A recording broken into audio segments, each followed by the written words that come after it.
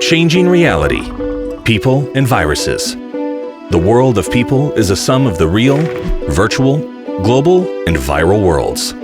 Coronavirus and other adversities.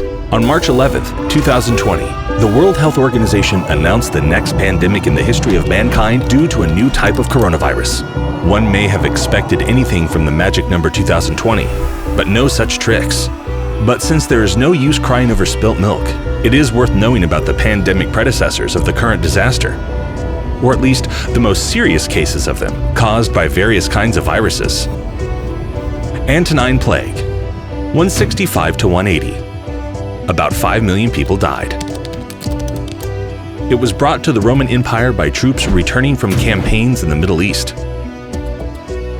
Scientists suggest that it was smallpox or measles, but the true reason remains unknown. Plague of Justinian, 541 to 542. About 30 to 50 million people died. According to the recent studies, the causative agent of the Justinian plague may not have first appeared in Africa as previously thought, but in Central Asia. The epidemic swept through North Africa, all of Europe, Central and South Asia, and Arabia, but for all its time it practically did not affect East Asia. The Black Death, Bubonic Plague, 1347 to 1351. Around 200 million people died. This is the worst pandemic in history. It began in East China in the 1320s, gradually went through India, and then reached Europe. The bubonic plague claimed lives of approximately 60% of the population of Europe. It killed so many people that the standard of living of the survivors actually improved. Repeated outbreaks continued until the 19th century. Smallpox, 1520. About 56 million people died. Nearly 90% of Native Americans died as a result of this pandemic. The disease was imported from Europe, where about 400,000 people had also died. Third Plague Pandemic, 1855. About 12 million people died. At the end of the 19th century, a third plague pandemic began in central and southern China. In Asia, the plague broke out in Hong Kong and Bombay and spread in the form of small outbreaks to all other continents. In India alone, 6 million people died. Spanish flu, 1918 to 1919. About 40 to 50 million people died. This is one of the major infectious diseases of the last century. The end of World War I led to the movement of vast masses of people. Millions of former soldiers went home. The Spanish flu appeared on all continents. The greatest damage was suffered by the populations of colonies, especially India and Africa. The most developed parts of the world, Europe and North America, as well suffered heavily from the Spanish flu, with tremendous rates of death toll. HIV/AIDS, starting 1981. About 35 million people died. Since the first cases recorded in the United States in 1980, HIV has spread everywhere. At first, it was believed that homosexual men were its only victims. But it turned out that HIV could spread through infected blood and other fluids of the human body. HIV infection most likely arose in Central West Africa and was affecting the monkeys first. Then, the virus began to accidentally switch to people. Today, approximately 40 million people remain infected with HIV. To the question, why do pandemics occur? There are different answers. For example, there is a theory that pandemics erupted when two different civilizations met and started to vigorously interact. Moreover, it could be both peaceful trade and a terrible war.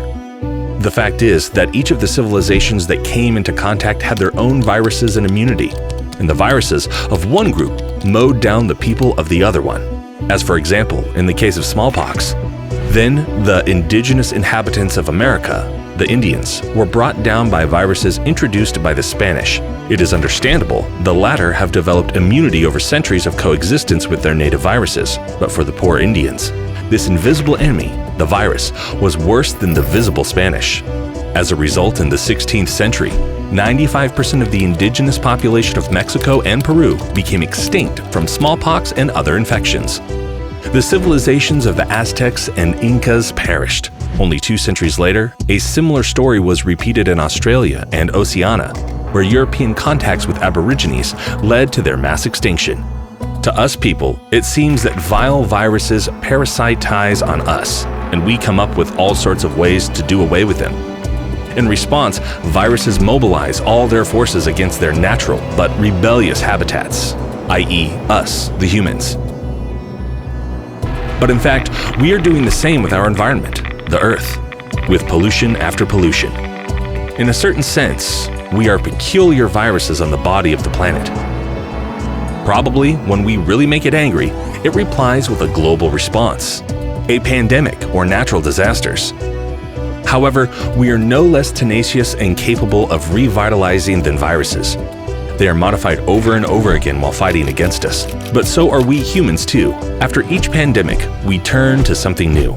It's not just about the emergence of hygiene and sanitation standards, vaccinations, and so on. This is a little different. For example, the spread of smallpox in America led to the rapid conquest by Europeans of this continent.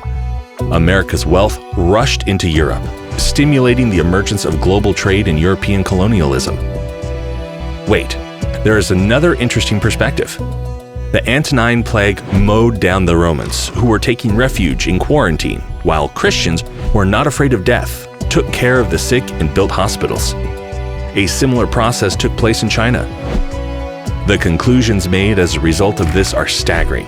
2 new religions of salvation have replaced the old gods who are not helping anymore. In Rome, it was Christianity.